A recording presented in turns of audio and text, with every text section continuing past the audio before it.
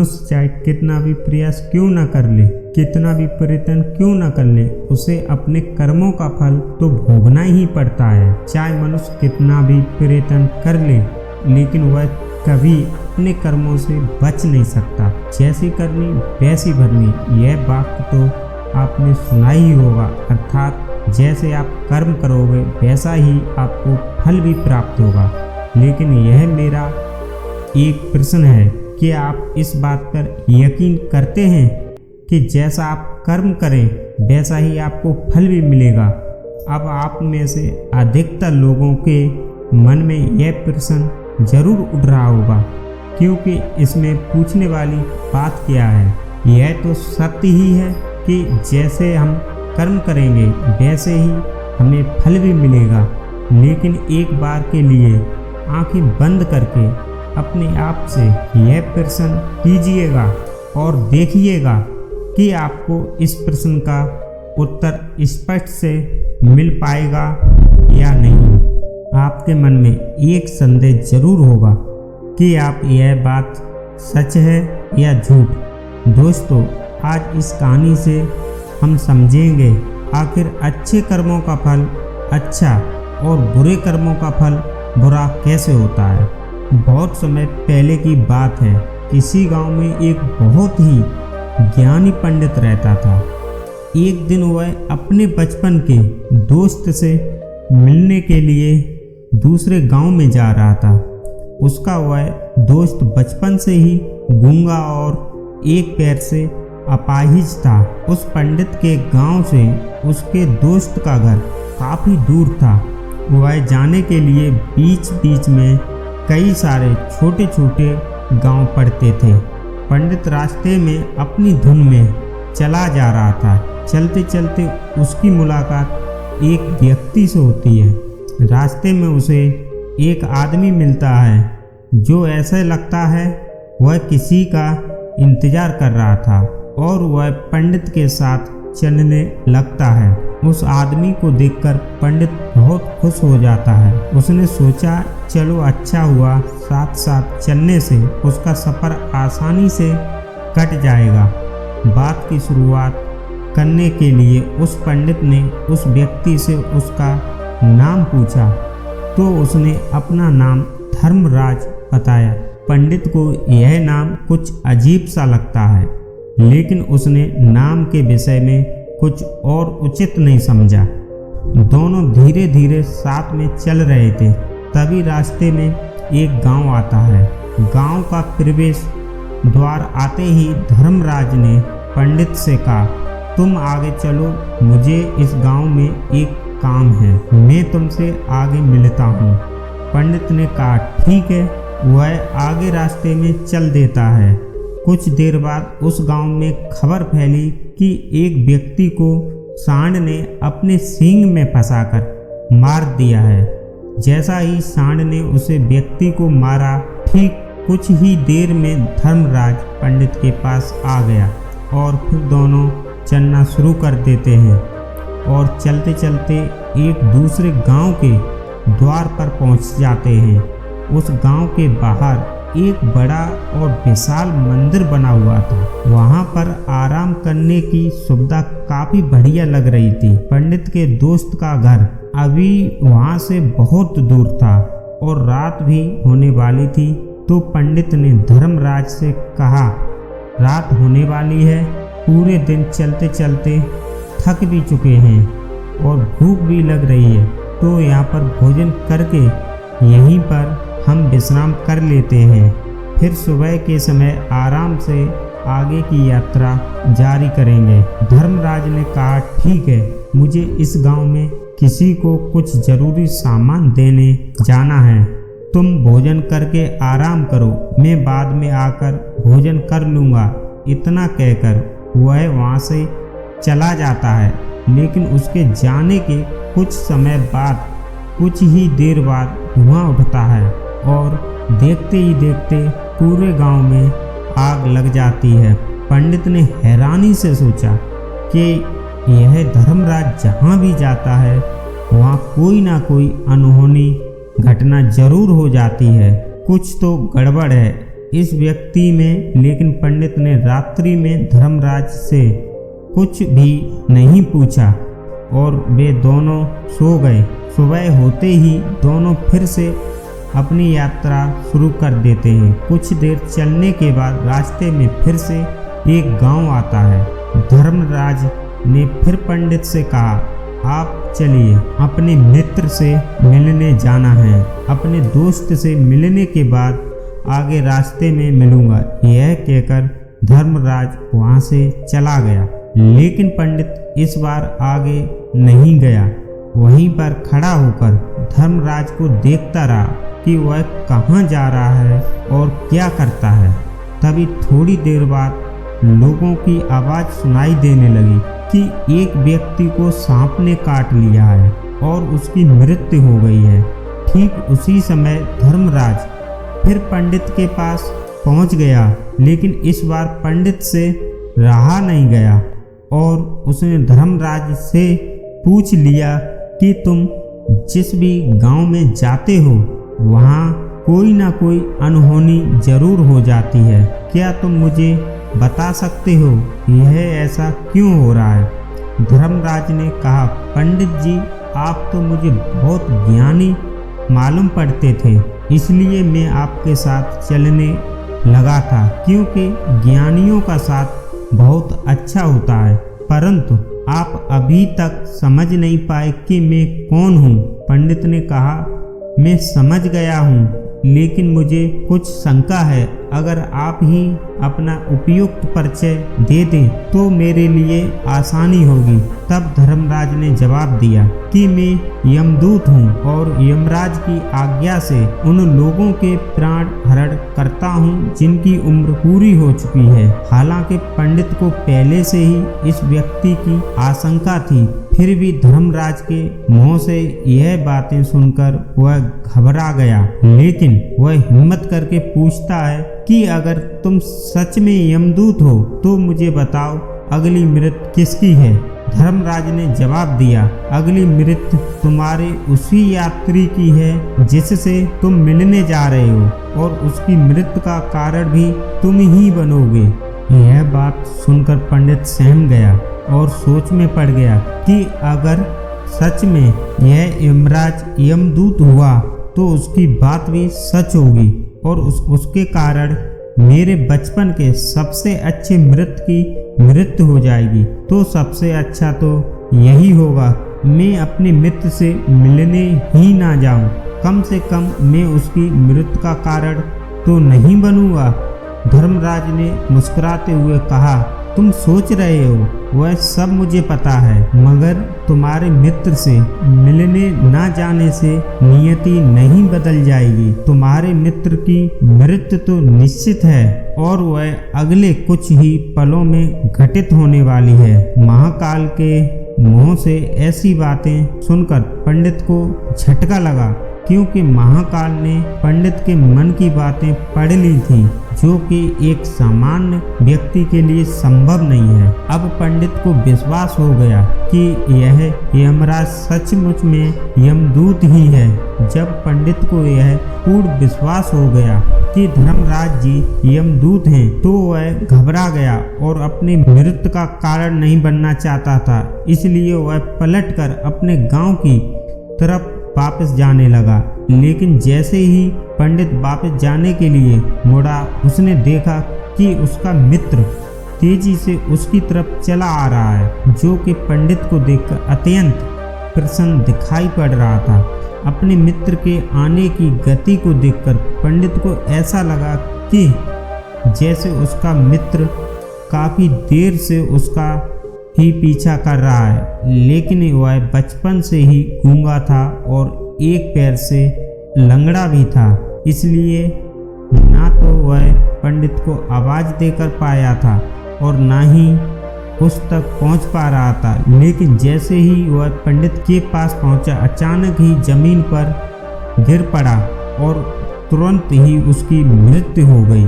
पंडित हक्का बक्का होकर धर्मराज की ओर देखने लगा, जैसे कि वह पूछना चाह रहा हो कि आखिर क्या हुआ। धर्मराज पंडित के मन में उठ रहे प्रश्नों को समझ गया और बोला, तुम्हारे मित्र ने पिछले गांव में ही तुम्हें देख लिया था और वे वहीं से ही तुम्हारा पीछा कर रहा था, लेकिन गूंगा और लंगड़ा होने की वजह से वह तुम तक नहीं पहुंच पाया। उसने अपनी पूरी ताकत लगाकर तुम तक पहुंचने का प्रयास किया, लेकिन बुढ़ापे में बचपन जैसी ताकत नहीं होती, इसलिए दिल का दौरा होने के कारण उसकी मृत्यु हो गई, क्योंकि वह तुमसे मिलने के लिए अपनी सीमाओं को तोड़कर तुम्हारे पीछे भाग रहा था। इसलिए अपने मित्र की मृत्यु का कारण भी तुम ही कहलाओगे। अब पंडित को पूर्णतः विश्वास हो गया कि यमराज एक यमदूत है और उसका कार्य जीवों के प्राण हरना है। लेकिन पंडित एक ज्ञानी व्यक्ति था, वह भी जानता था कि मृत्यु पर किसी का बस नहीं है, सबको एक न एक दिन मरना ही है।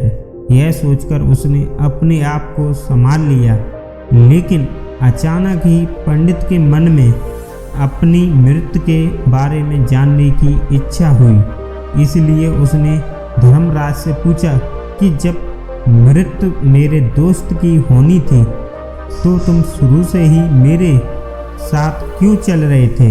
यह प्रश्न सुनकर धर्मराज जोर से हंसा और बोला, मैं तो हर पल हर क्षण सभी के साथ चलता हूँ, किंतु लोग पहचान नहीं पाते, क्योंकि लोगों के पास अपनी समस्याओं के अलावा किसी और व्यक्ति के बारे में सोचने समझने या उसे देखने का समय ही नहीं होता। पंडित ने कहा, तो क्या तुम यह बता सकते हो कि मेरी मृत्यु कब, कहाँ और कैसे होगी।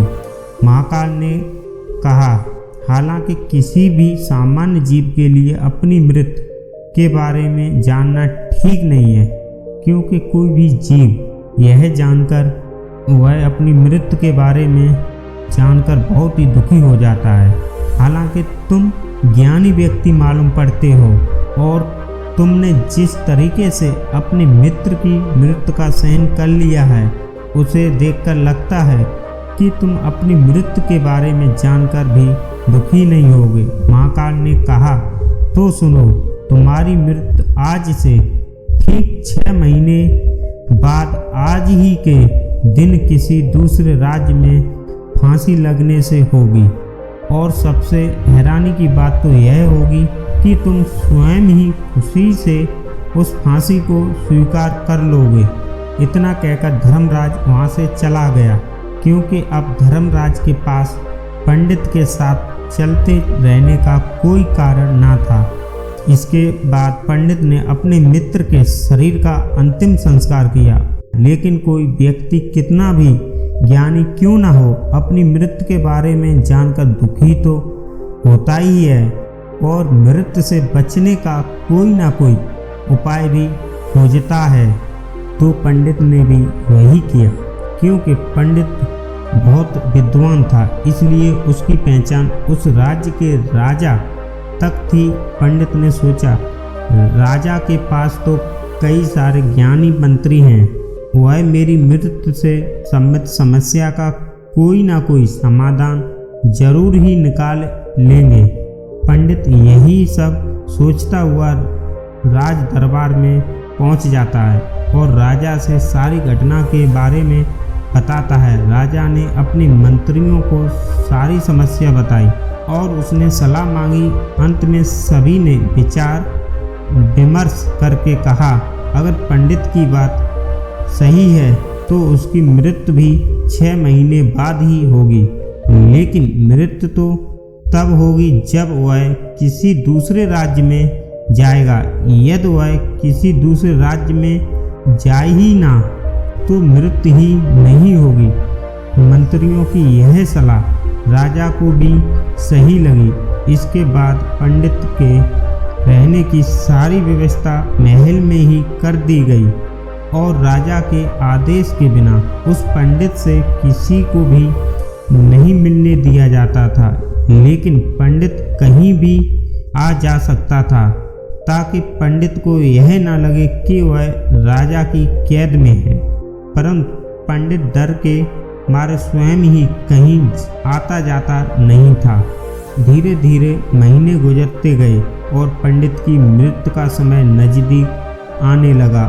तो जिस दिन पंडित की मृत्यु होनी थी उसकी एक रात पहले पंडित डर के मारे जल्दी से ही सो गया ताकि जल्दी से वह रात बीत जाए और अगला दिन आ जाए ताकि उसकी मृत्यु टल सके। यही सोचकर वह जल्दी से सो जाता है। लेकिन पंडित को नींद में चलने की बीमारी थी और अपनी इस बीमारी के बारे में वह स्वयं ही नहीं जानता था। तो फिर राजा मंत्री यहाँ किसी वैद्य को इसके बारे में बताने का कोई प्रश्न नहीं उठता। पंडित अपनी मृत्यु को लेकर बहुत ही चिंतित था। वह पिछले कई दिनों से सो भी नहीं पा रहा था और नींद में चलने की बीमारी भी तभी होती है जब व्यक्ति ठीक से सो नहीं पा रहा हो। तो उस रात भी पंडित को नींद में चलने का दौरा पड़ा।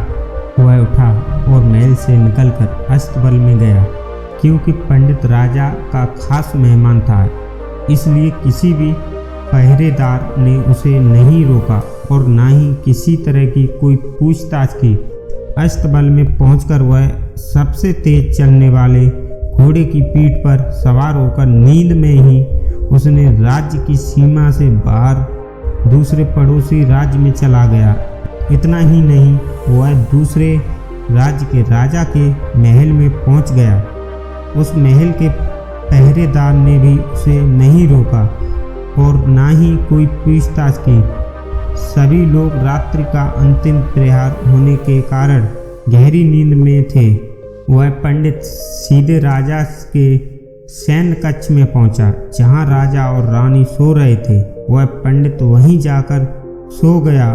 सुबह हुई तो राजा ने पंडित को रानी के बगल में सोया हुआ देखा तो राजा बहुत क्रोधित हो गया। राजा ने पंडित को कैद करने का आदेश दे दिया। पंडित गिरफ्तार हो गया, लेकिन पंडित तो बहुत चक्का था। उसे तो कुछ समझ नहीं आ रहा था कि आखिर वह दूसरे राज्य में और राजा के सैन्य कक्ष में कैसे पहुंचा।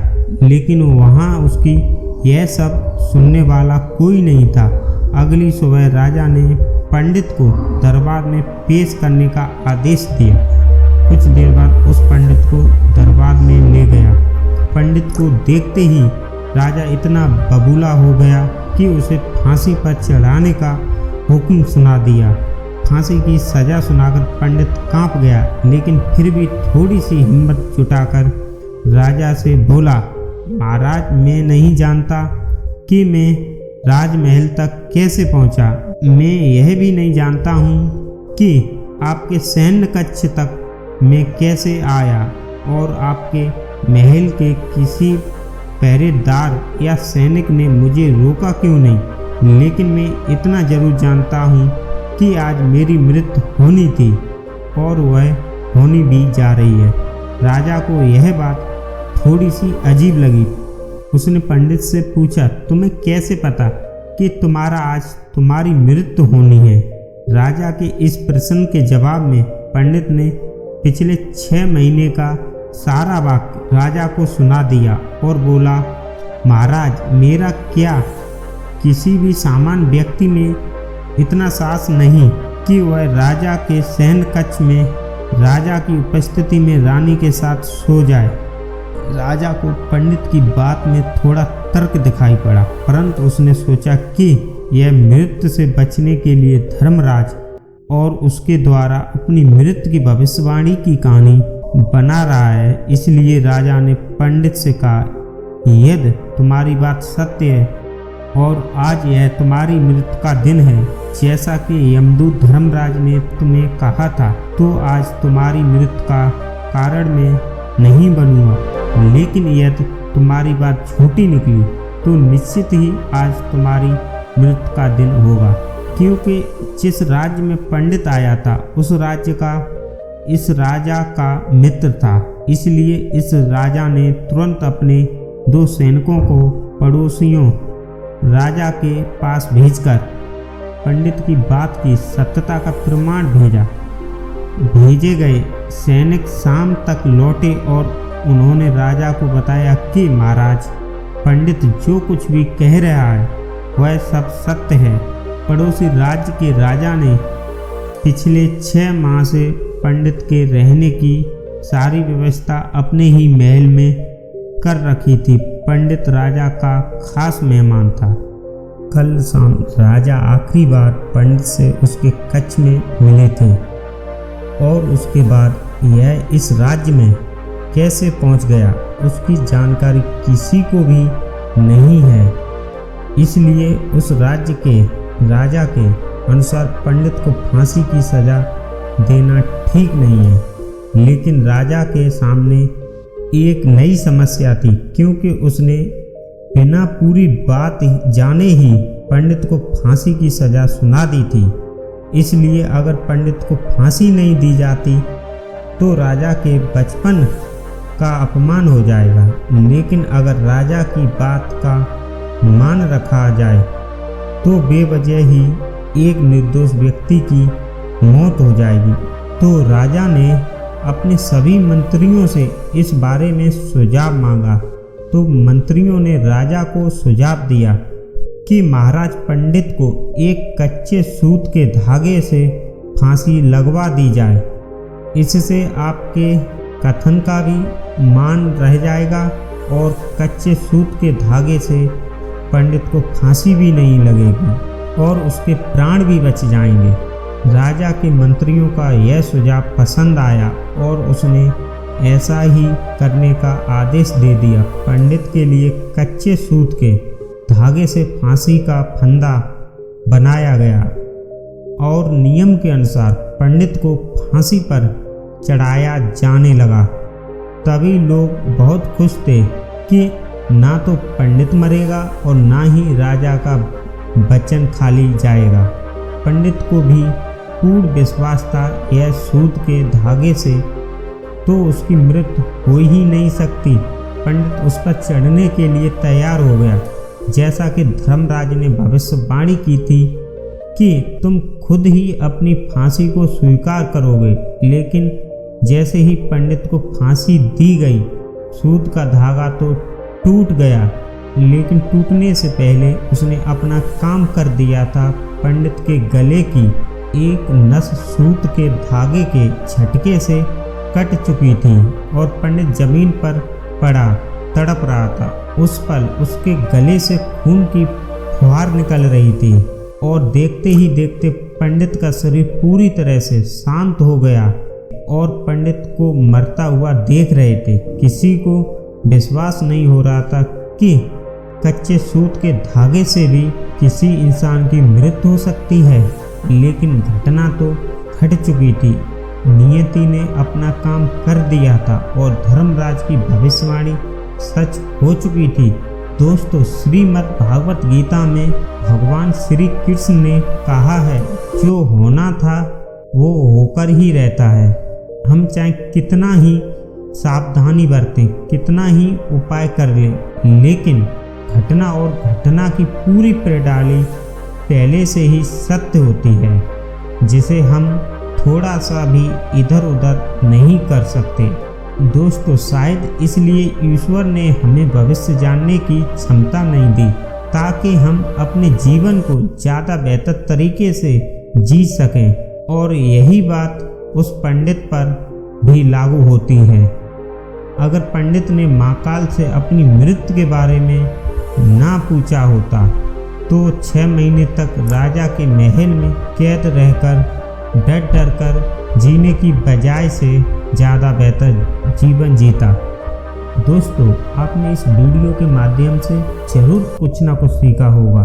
ऐसे ही वीडियो देखने के लिए हमारे चैनल को लाइक और सब्सक्राइब जरूर करें और साथ ही साथ अपने दोस्तों के साथ शेयर करना ना भूलें।